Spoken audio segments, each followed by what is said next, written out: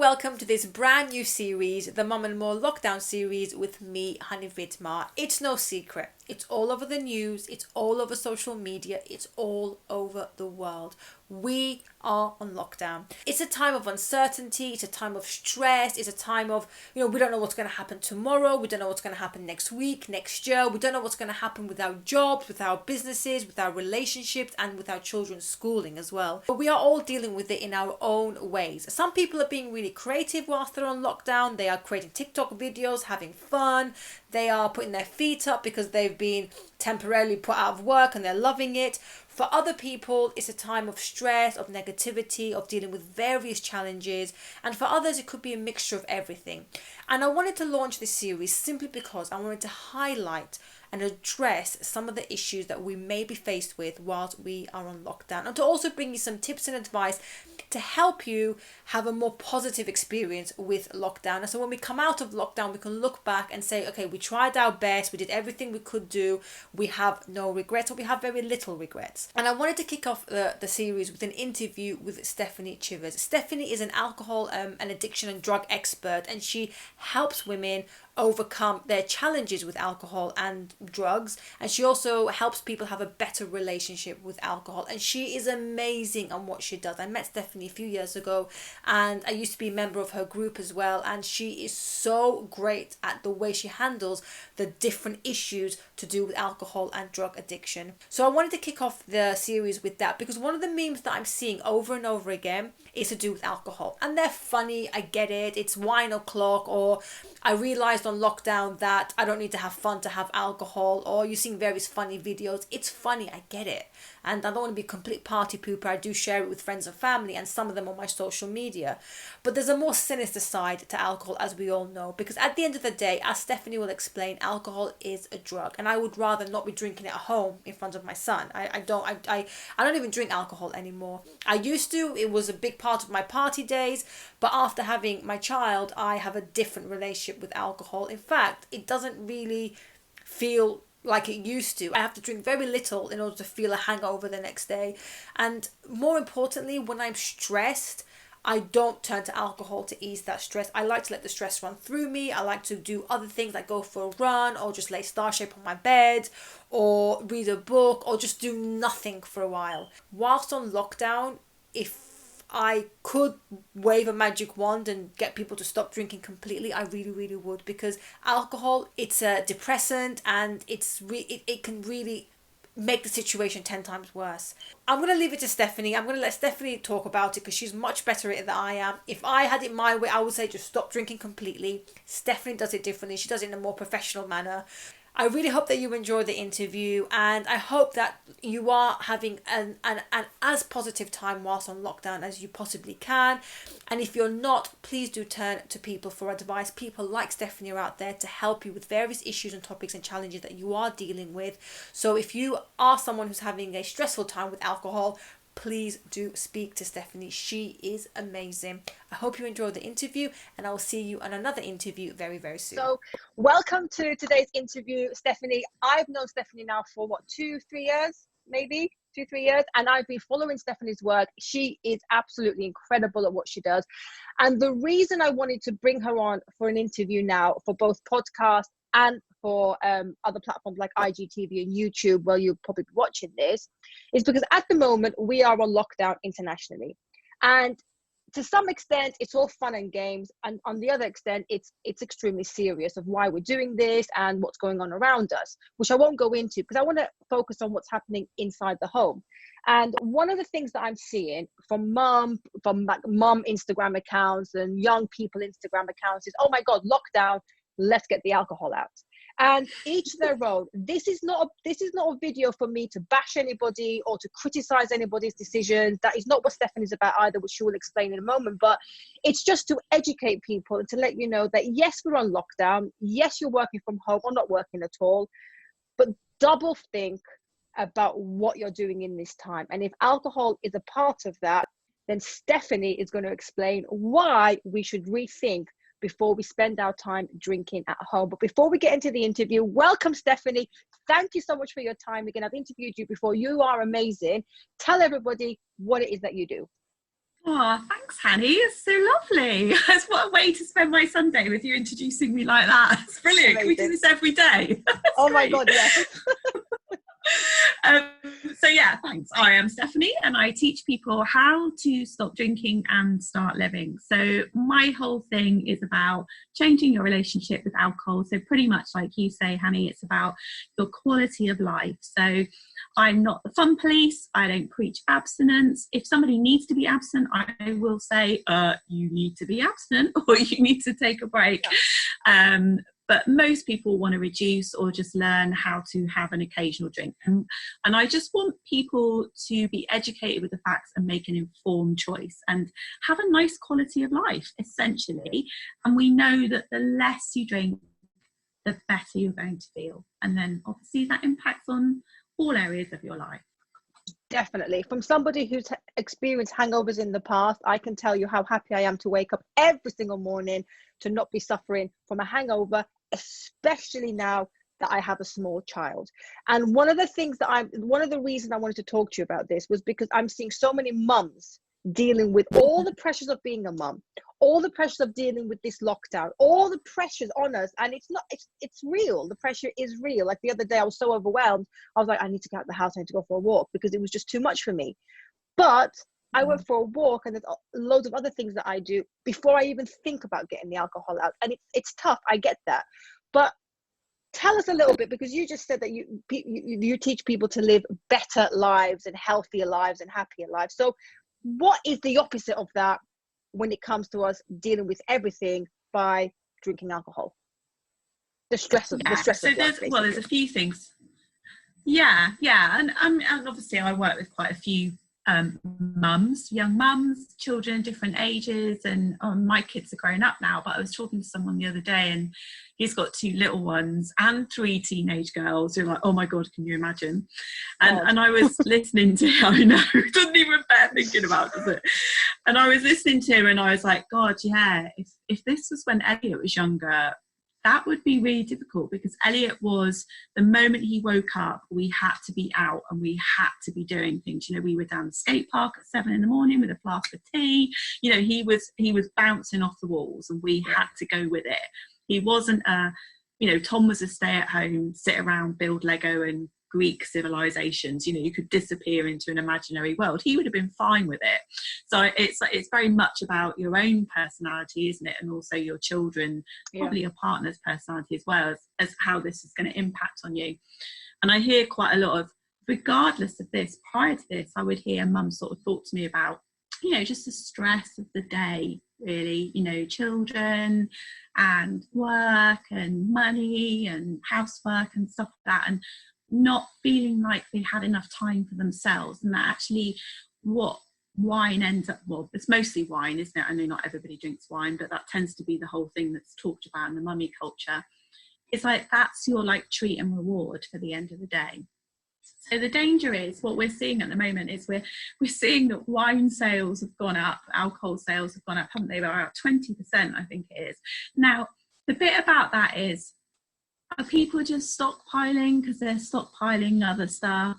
That doesn't necessarily mean they're drinking more. Do you know what I mean? It's like, somewhere in Britain there's a lot of loo roll, isn't there? But they're not using all of it. There's a lot of flour somewhere as well. I don't know why. So yeah, people have bought more wine, and I know they've bought more drugs as well. It doesn't necessarily mean they're using more, but the problem with alcohol is, so alcohol is highly addictive and hugely habit forming. So the problem is with alcohol is, if you're used to drinking at a certain time, so you're at home with the kids and you're doing your 1 walk a day and it doesn't feel like there's much of a break. And if you're noticing that you're using alcohol as your release, as your treat and reward, as your end of the day type of thing, and because it's like the same time every day for the same reason, I just want you to be a little bit aware of that, because then what you're doing is you're making alcohol your crutch. And we don't want alcohol to be the only solution, like you said. So feeling a little bit overwhelmed, you went out for a walk and you've got a number of solutions available to you, and wine isn't the only one. And that's really what we're looking for. You know, when somebody comes to me and we're talking about alcohol, and I say, oh, actually, I think you need to take a break because maybe they're drinking quite a bit.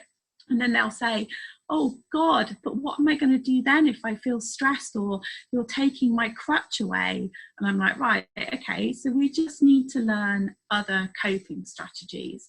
So I think that would be the first thing I would say is, are you using alcohol to cope with whatever's going on in your situation? I know everybody's situation is going to be difficult.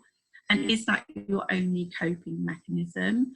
And if it is, can you start mixing that up and having different coping mechanisms and putting some alcohol-free days in and delaying your start time? I've got loads of tips I can share, but we'll probably come to that a bit further in. Brilliant. Let me give you an example of my coping mechanism from yesterday. Me and Maxie decided to do a video. He's filming it, or I'm filming it. He's baking Easter cookies. And it was such a disaster, Stephanie. The kitchen was a disastrous mess. I had to clear up everything to make space, to organize his table. And when I released the video, it looks like a well-organized, quick recorded video. He was having tantrums like some Hollywood superstar. He was telling me that, you're bad, mummy. I'm not saying that line again. And I was like, at the end of it. So that I sorted, and then I cleaned the kitchen, and then I cooked lunch, and this was just going on for like 8-9 hours. By the end of the day, I'm on lockdown at the moment with my sister and my son. So my sister's kind of helping me with stuff, and she deals with some things, me on the other. Then I said, can you just run him a bath and just throw him in there and just let me have 5 minutes? I laid on the sofa, and he called me, and I literally just said, no. That's all I said to him. He went, Mom, and I said, no, I'm laying on the sofa, and I was just scrolling on my phone. I needed that time to myself, didn't want to adult. Now, I can understand at the end of a day like that, some people do want to, get a glass of wine. But I know for a fact, as you do as well, there are 100 other things that we can do to totally wind down. We don't always need to wind down. We don't. And with so much negativity going on around us, and I want to get your advice on this, that is already playing havoc on our mental health. It's already given us anxiety, stress. It's already given us depression. We're already at the point where we're like, no, like what is going to happen? We have no idea. So surely alcohol is a completely, like, it totally does not go with that kind of mood. No, I mean, you're adding fuel to the fire, aren't you? If you're somebody that is struggling emotionally, uncertainty, anxiety, or just feeling out of control, which is perfectly normal, by the way, in this situation. So prior to this situation, something that I talk about a lot in my work is being in the moment, being in today, sometimes just dealing with literally the next 5 minutes, not thinking too far ahead, definitely not thinking about the past, not getting caught up in stuff that you can't control, because there's so much, even before this, there's so much that we can't control. But actually what we can do is look after ourselves and control ourselves. So it's how you put stuff in place to make sure that you are looking after yourself. So one of the things we're talking about at the moment quite a lot in my groups is literally 5 minutes a day consuming that factual information that you need to consume, if at all. So if you live in a house with other adults, and you don't want to even look at it because it's setting the internal dialogue off and the negativity and it's filling you with anxiety, ask someone else to do it, and then ask them to relay to you, what are the facts, what do I need to know today, Brilliant. What's the update, what are the rules. So but if you have to do it yourself, like literally I'm logging on 5 minutes in the morning, I'm checking a reputable government website. Okay, am I still doing what I'm supposed to be doing? That's it. So it's like minimizing the consumption of the information, because there's so much you can't control. Yeah. And it's how you learn to stay in the day as well and stay focused. So particularly with children, I mean, everybody's different children are going to react in different ways, isn't it? So it's how you, like you say, don't put the pressure on yourselves. Like, you don't have to be the best mum in the world or the best dad, and you don't, like, all this stuff about homeschooling. I've seen some really good stuff about homeschooling from teachers where they're like, don't do it, just have a nice time with your children, use this time to teach them stuff like baking or making things or gardening, or emotional stuff, or read stories and play. And that's that whole bit about no pressure, isn't it? Because ultimately all they care about is that you're present and available, you know. And you don't have to be present and available all the time either. Like you say, it's okay to be like, actually, do you know what, I just need 10 minutes, okay? Like, you can sit there and do that. And I used to, Elliot was really hard work, as you and I have talked about before, and I used to have to do that with Mel, right? You just need to sit there for 5 minutes. I need 5 minutes. Yeah, you know, exactly. I've just got to like, I just need to like get myself back together so that I can be measured and present and available for you and get my resources back together. So, you know, there's some great breathing apps like deep breathing. There's you know, music is really good at putting you in the moment, and doing any craft activity with a child. I mean, if you can get out and have a run, or just like literally do a 10-minute workout video or a yoga stretch, anything, you know, it's, and I used to do workouts in the morning with my kids, and I just used to do my workout and then they'd be running around in and out me doing them as well. And you've just got to like, I'm doing my workout and they'll do whatever they want with their workout and just get on with it and look after yourself. Yeah, I agree. As a mum to a 5-year-old, my day is totally packed, and I can't tell you what a lifesaver these 2 items are. A glue gun, not for the kids, by the way, just a quick disclaimer, not for the kids. A glue gun and some recycled cardboard. I went to the supermarket, I got some cardboard, and we're making a little mini city. So I'm using the glue gun, obviously. I'm cutting out all this thing with like a Stanley knife and whatnot. That's my responsibility. And then Maxie's telling me what he wants me to make. I can't tell you how relaxing this has been. You know, it's bloody hard work cutting out windows out of a 10-story building on a piece of card. My wrist was killing me. My finger was killing me. But at the end, it was such a great effort. And it was such a great thing to see that something he's created. He told me what he wanted me to do. I did it for him. He then painted it. And we're building a mini city with a little park and stuff. And look, it took me, an hour, 45 minutes, but it was like a lifetime for him. And it was amazing for him. And he's loving it. But I just warned him, look, we're only going to work on one building a day, because I cannot sit there for 7 hours building a city. My wrist, my arm, my mental health, you know, I need time for myself. But I'm just being so creative. I'm trying to bring in so many different things that I can do with him, because at the end of the day, we are all in this together. And the last thing I want, and this is not a bash, you know, if you are struggling with alcohol or whatever it is, people like Stephanie herself, there are people out there that can help you. I mean, are you still able to take on clients and messages and stuff, just so I know? Yeah, definitely. I mean, I've got the free ebook, and there's free videos on the website, and there's the online coaching program, and anybody can message me, as you know, and I do free advice calls with anyone. Yeah. Perfect. So if you are currently on lockdown and you are going through this alcohol problem and in whatever capacity, Stephanie is there to be able to have a quick chat with you and help you, because honestly, I say this all the time, we don't need it. We may be dependent on it, like Stephanie said, it's a highly addictive substance, and I get that, but we don't need it. There are things that we can do to wean off it, but I will leave that advice to Stephanie. It's not for me. But I just wanted to talk to Stephanie to educate you and to let you know, look, I get it. It's tough.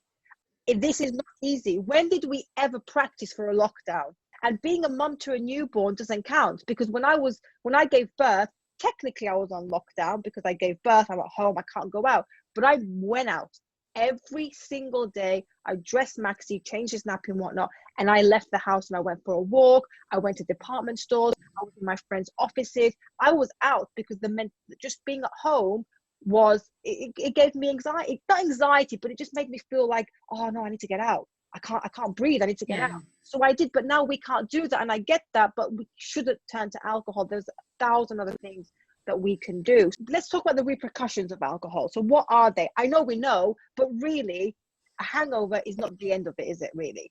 It's not just a hangover. No. So I would say to someone that's drinking daily, definitely at the moment, is how can you get some alcohol-free days in? Because the problem you've got there is, you know, it's a highly addictive substance. It's usually habit forming. And like we said, if you're using that as your only solution, then that can be a bit of a problem as well. But it's going to impact on your brain chemistry. So then that's when we get into depression and anxiety, and that's the sort of stuff that really creeps up on you. And also it impacts on your ability to get good quality sleep. And as parents, we know that sleep is really important. So the last thing you need is something that's going to stop you getting the quality of sleep that you want. Now, something that I hear quite a lot, particularly from mums, is, like we said, end of the day, I'm really tired, I want something for me, I have a drink, it helps me relax. Okay, yeah, in the moment, but actually what it's doing is it's going to impact on your ability to sleep, and it's a toxic substance, so your body has to work hard to process it. So if you're tired, alcohol is one of the worst things that you can put in your body. I mean, it's just like, why are you doing that? It's ridiculous. So if you're tired, I would definitely recommend a period of not drinking, or if you can reduce it down as much as possible.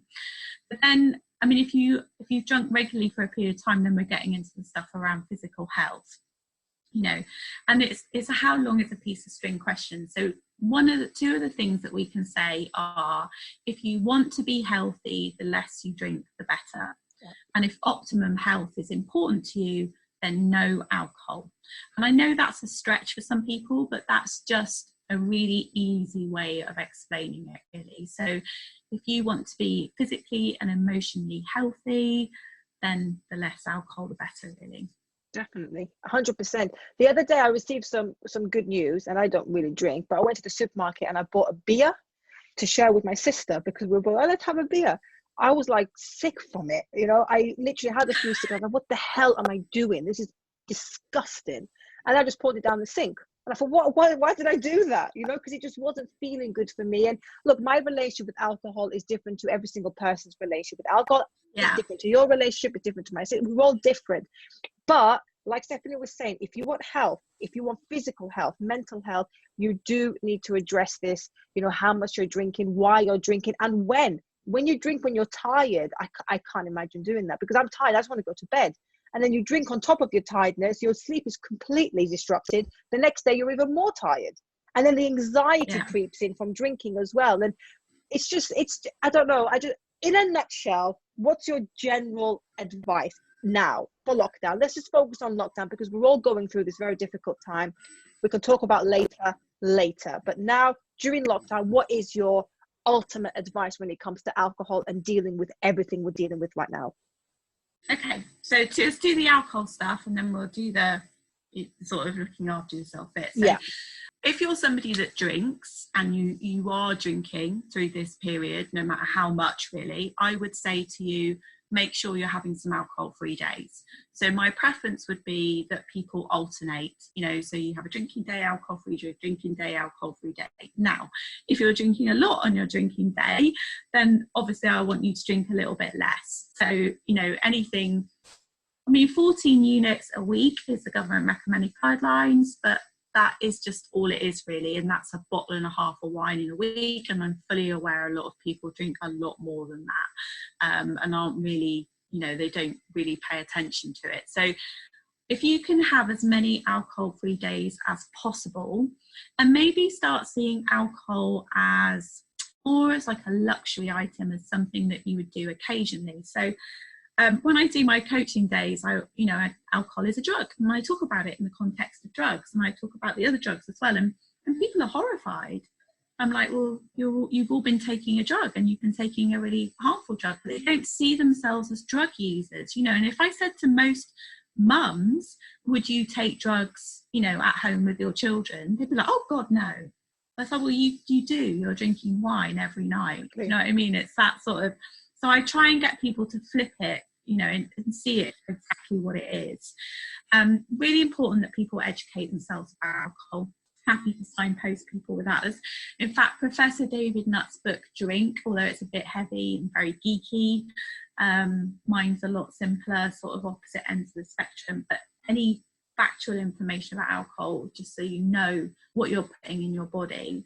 Know the percentage of the alcohol you're drinking is a really good way of playing a trick with your head. So with wines, and particularly beers and ciders, you can get a lower percentage equivalent. So I think you can get some like 7% wines now, you know, whereas a lot of wines are 14%. You know, you can definitely get some 2% lagers, you know, some really low alcohol drinks. Now that means you're still having your drink, but you're getting a lot less alcohol, and it's not really a hardship. If you drink at home and you self-pour, please start measuring your drinks. So like, you know, 1 unit of gin or vodka is 25 ml, which is like that, you know, it's hardly anything. So start measuring your drinks out, because I know when people self-pour, it's like that, and you're like, okay, you're probably having about 8 units of gin a night in your couple of gins, and also put loads of mixer in it. You know, make it a big long drink and drink it slowly. You know, it's not something we're not supposed to drink alcohol in the same way as that we would have rice or potatoes. You know, it shouldn't be part of our daily diet. It should just be something that we have occasionally on a special occasion.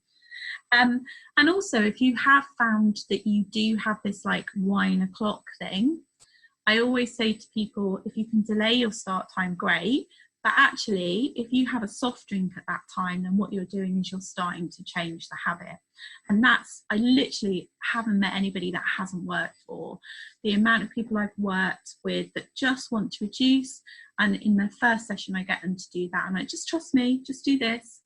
Like when you normally would have a drink, have a long soft drink, or there's some great alcohol-free drinks now. Drink it slowly, so you're having a soft drink first, and that changes the habit. Because in terms of habit, it's about the time of the day and you're used to sort of pour it. So as long as you're doing that and it hasn't got the alcohol content in it, you're mostly being satisfied and it works. And so that's the alcohol side of it. Now, the less you drink, the better you're going to feel. You're going to sleep better, and you're just generally going to be able to cope better with whatever is going on in your world.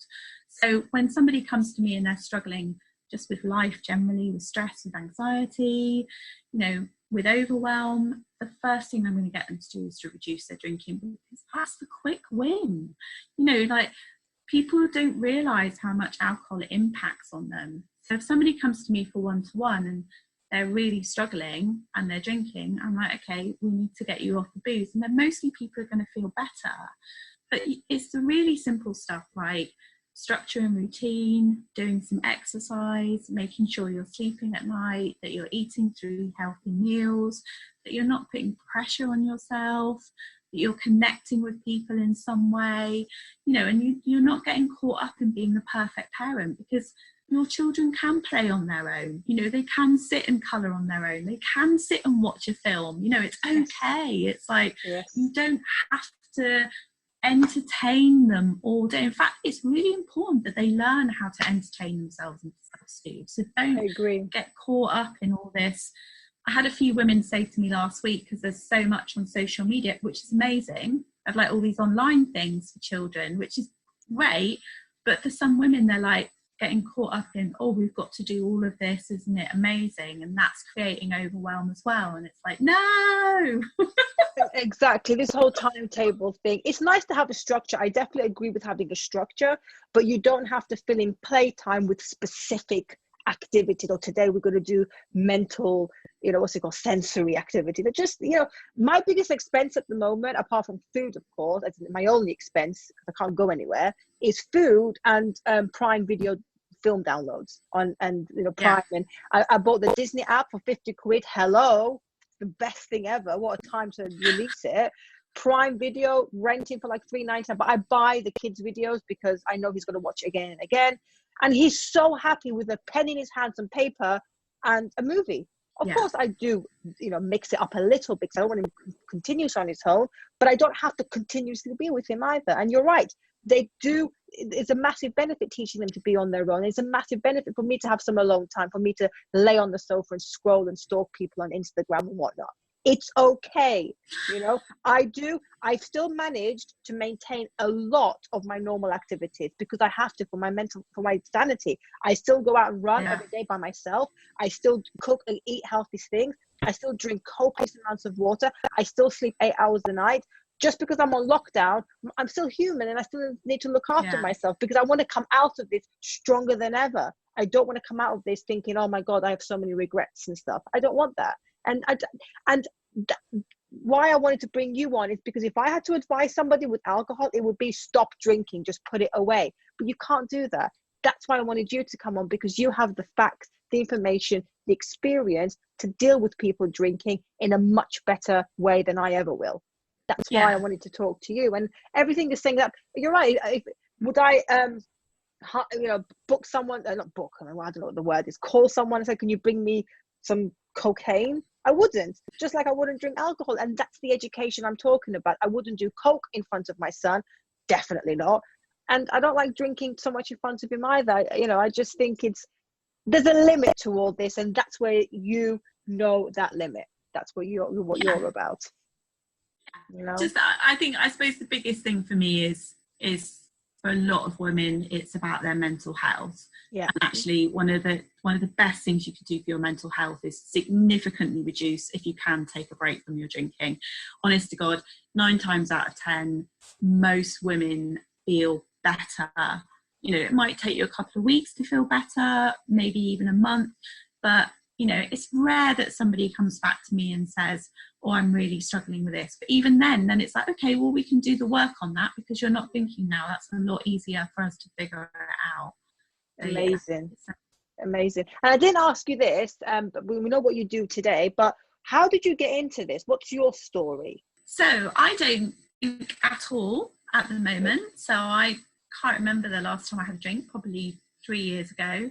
But I changed my relationship to alcohol 15 years ago after I sort of hit my rock bottom. So from a teenager until I was about 35, I had a very up and down relationship with drugs and alcohol, some of which was good, some of which was really bad and not okay. And obviously, I had my first son at 19, so a lot of parenting in there as well. So yeah, very, very up and down life. But when I hit my rock bottom 15 years ago, I really understood that I was 100% responsible for my life. And, my life was in quite a difficult place. It was quite chaotic. And I really understood that I was the common denominator. But actually, I found that quite powerful because it meant that I could, if I got myself into that mess, then I could get myself out. Yeah. And prior to that, I'd always been really confused, like, looking at people thinking, so why can they do this life thing and I can't figure it out? It was always like that outside looking in thing of like, what are they doing? And I would literally ask people questions. I'd be like, so how do you do that? Just like constantly asking people, but didn't realise that actually the simplest thing I could do was stop drinking and taking drugs, which I did. I mean, obviously my life wasn't miraculously better overnight. I had a lot of work to do and I had a lot of things to sort out, but clearing that out the way meant that I had the clarity of thought, and I had the time to sort of learn about myself, which is what I did. Went on to do lots and lots of training and work within the addictions field and sort of different health services. And yeah, I mean, it's just been absolutely amazing and I've never looked back. I relapsed massively a couple of times, and I had a period, I've done long periods of abstinence, and I've had a period of time where I tested out an occasional drink because I was working in treatment services and teaching people how to do it, and I thought, oh, I better have a go at this and actually see if it's possible. And it was possible, it was fine, but for the last 3 years I haven't had one at all, mostly because I do quite a lot of interviews and people then get hung up in my drinking. If I say, oh yeah, I have a glass of champagne at a wedding, they're like, well, it all becomes about that. And it's like, it's not about that actually, but it makes no difference to me here, whether I have a drink or not. So yeah, it's just not a problem. Thank you for sharing that story with us, because I know how difficult it is for people to talk about their relationship with alcohol and whatnot. And it is hard because especially if you're dependent on it, you might just think of it as, oh, I'm having a party, I'm having a good time. But are you dependent on it? Are you, and I'm not dependent on alcohol, and I know how good that feels. Just like you said, your clients come back to you and they say to you, oh, I feel so much better now. And very rarely does somebody complain about their situation. But I cannot tell you how amazing it feels to wake up in the morning fresh like Daisy and just get on with the day full of energy. And this is possible for everybody. who's a mother or not, a father or not, just whatever you're going through, there are so many ways to deal with the situation. And I can guarantee you alcohol is not even on the list. Not even on the list right now. My top tips are, for example, speak to somebody. We have video call, talk to people like Stephanie, for example. Lay on your bed star shape and don't do anything. Just lay there star shape and just look at the ceiling and take some breaths, right? I do that. I sneak off and I lay on the bed and I'm like, you know what, until somebody finds me, I'm just going to lay silently here. You know, have a hot bath, drink loads of water, read something, take some time out, have a shower. Even having a shower just gives me 10 minutes alone time, because I'm having a justifiable alone time where sometimes nobody bothers me. Sometimes Maxi comes in and shows me his Lego that he's building and I'm like, can I have 5 minutes of shower, please? So it's tough, I get it, but there are things that we can do to have that alone time, because at the end of the day, we all deserve it. We're all going through something, whether we're on lockdown or not. It's not just about lockdown. Every single day is a new day for challenges, a new day for success, a new day for problems, a new day for all kinds of things. So we need to be gentle with ourselves. And if you can, like Stephanie's saying, to reduce the amount you're drinking, if you are drinking, then definitely do it, because it can do absolute wonders for your mental health, your physical health, and just your happiness in general. Am I right, Stephanie? Is that how?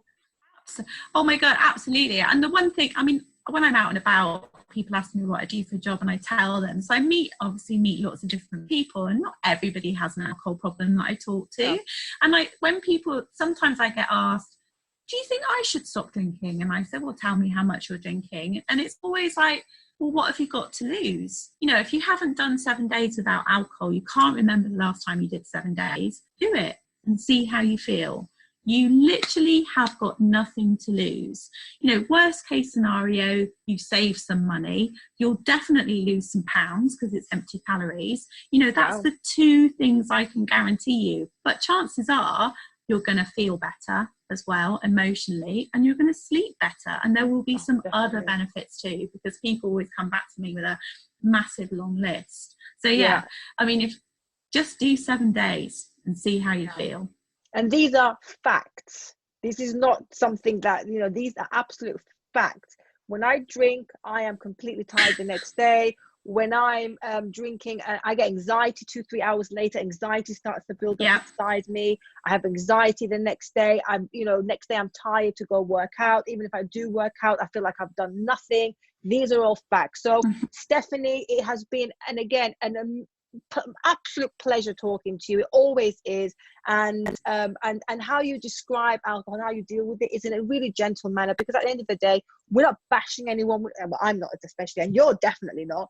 We're just suggesting alternative ways to ease the stress a little bit, because at the end of the day, we have a life full of stress and there are other things that we can do. Any final words from me before we sign off?